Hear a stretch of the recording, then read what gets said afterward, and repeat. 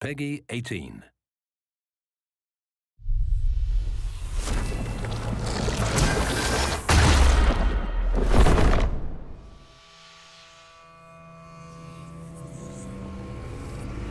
It was 2009, towards the end of when we were finishing Dragon Age Origins, when myself, Matt Goldman, and Mike Layla started to get together on a weekly basis to talk about the directions we wanted to take the franchise and the things we wanted to explore if we had a chance to do so. We built a kind of a cartoon animatic of what we would like to be in the game if we were going to really pull out the stops and do whatever we wanted.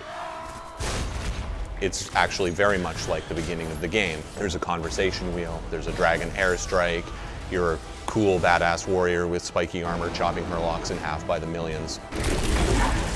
It was exciting. It was like, wow, man, can we actually pull that off? Can we feel like the party works together to demolish foes rather than having their disparate abilities? So brainstorming with the core leads on Dragon Age is pretty exhilarating. I really love to lead him astray with crazy ideas. Every time we would talk, I'd start talking about how every piece of our art would involve Ulrich von Hawk, the lycanthrope character of our game, howling and like tasting his own blood. Anyways, it kind of got out of control after a while, so I had to drop it. But it was pretty fun while it lasted.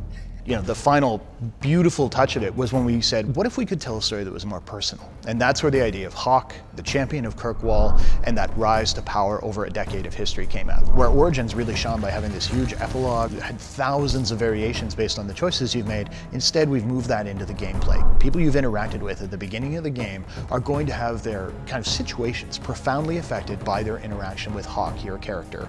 If getting the relic gets Castillon off your back, then I'll help you retrieve it. There might be something I could do for you, if you're looking for company later. You re-interact with them, you see how that worked out. So we believe it may be our most reactive game to date. So here we were, we finished these brainstorming sessions. There's a lot of stuff on the whiteboards. There's a lot of pie-in-the-sky ideas. And then Dragon Age Origins came out, and it beat all of our expectations. Perfect scores, the VGA awards. We also had a bunch of meta reviews, comments coming in about Origins, and what really resonated for me was this resounding theme that Origins was an amazing story-based classical RPG, but that there were elements of it that seemed to be dragging. If you're telling a dark fantasy, you don't want combat to feel like you're playing a chess game with a friend. So that seemed to be the reviews. No one was really panning the game to me. It let you have this cool tactical experience, and obviously the story was intense, well loved. But the question for me was, is there any way that we could just take the RPG concepts, the very core tenets of it, and move it forward into a newer feel, something that would work as well on the consoles as it did on PC? We've really stuck to our vision. We've kept what was good about Origins and shaved off the edges and made something really unique. Matt wanted much more composed imagery, places that played up the character. I wanted combat that felt like it wasn't silently rolling dice behind the scenes, that felt like when I was pushing a button, it was responding and my characters were responding accordingly. But because it looks faster, because it's got a character with a voice, because of this historical story we're going to do, it ran the risk of people saying, oh my God, that is so different. I'm not sure it's for me. And we knew that would be a potential problem. But at the same time, we also knew that the game we were designing was not one that would actually alienate them. So what we've been very open with is letting people go hands-on. And the big thing we saw is that even people who loved Origins, people who came wearing armor from Origins, were playing the game and going, oh wow, I see what you did here. It's almost hard to communicate how much this game still feels like Origins, despite feeling completely different.